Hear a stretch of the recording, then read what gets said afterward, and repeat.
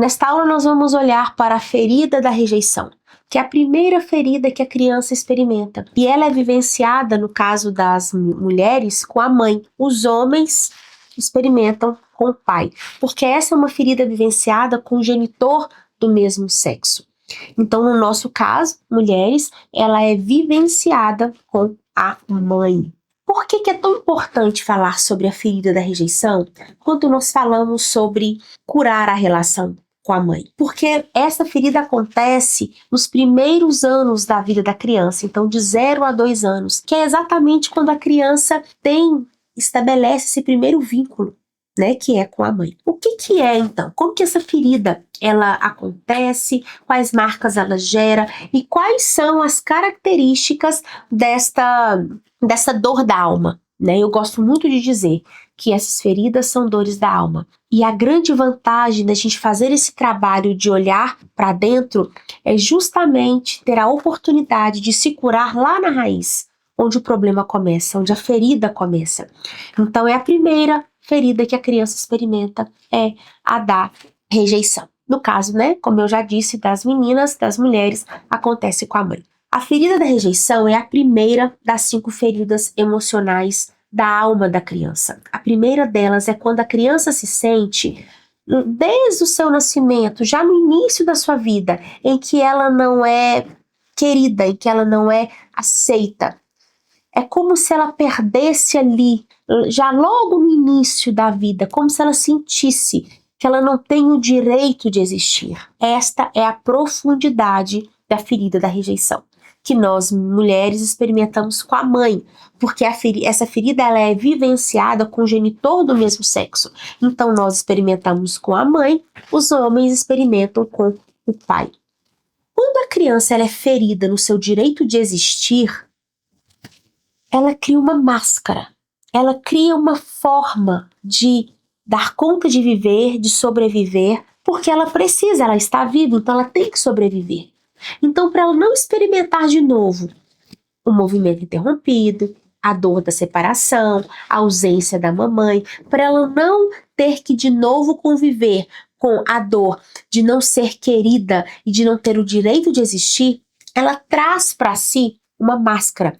E essa máscara nós chamamos de máscara do escapista, ou seja, ela quer escapar, ela quer fugir. Se ela não tem o direito de existir, o que ela tem que fazer? Parar de existir. Só que ela continua viva. Como ela faz isso no dia a dia? Como ela faz isso na infância? Como ela faz isso ao longo dos anos, já na fase adulta, nos relacionamentos com ela mesma?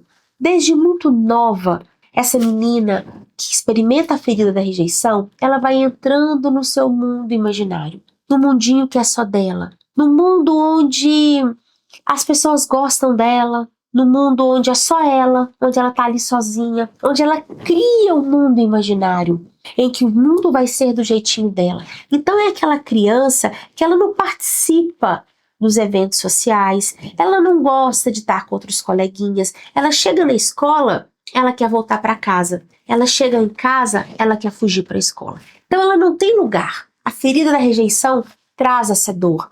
Eu não me sinto pertencente. Não tem lugar para mim.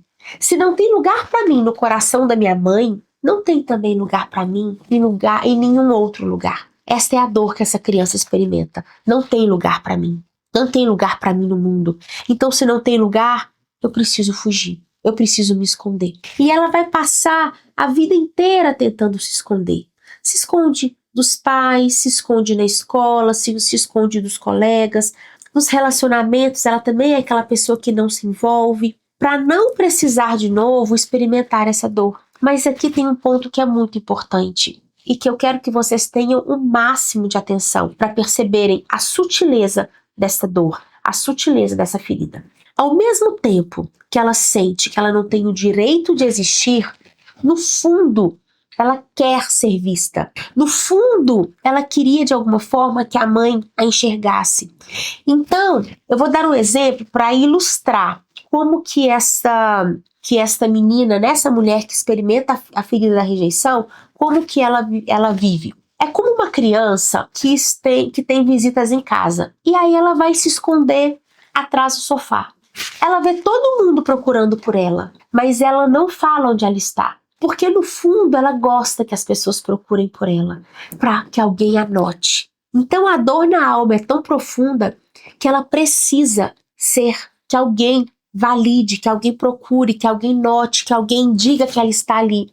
E como que isso é vivenciado na vida adulta? É aquela pessoa que o tempo inteiro precisa ser aprovada, o tempo inteiro precisa mostrar o que está fazendo, o tempo inteiro precisa mostrar que ela fez algo de bom. Isso é uma validação, uma necessidade de validação que começou lá atrás, quando ela, no seu direito de existir, ela se sentiu tolhida, ela se sentiu machucada e ferida, então agora ela tem que se fazer valer. E tem também uma outra característica. Ao mesmo tempo que ela tenta se validar, ela não acredita nela mesma. Então ela entra em um ciclo. Eu preciso me validar, eu preciso que o outro me valide, eu preciso que o outro veja o meu valor.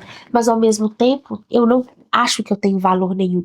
Então, esses dois movimentos andam sempre juntas. Então, ela está sempre insegura, sem saber o que ela tem para oferecer, sem reconhecer o que ela tem de bom, mas ao mesmo tempo sempre procurando a recompensa, sempre procurando ser vista, ser validada. Existem algumas frases que são muito típicas das mulheres que experimentam essa ferida. Elas utilizam muito a expressão eu quero fugir dessa situação. Eu não quero estar aqui para ver o que vai acontecer. É como se elas não existissem, porque é isso que elas sentem. Elas sentem que não existem. Então elas dizem muito isso sobre elas. Ai, que vontade de fugir, que vontade de nunca ter nascido, que vontade de voltar para a barriga da minha mãe. Porque no fundo elas se acham desinteressantes. Elas acham que elas têm pouquíssimo valor.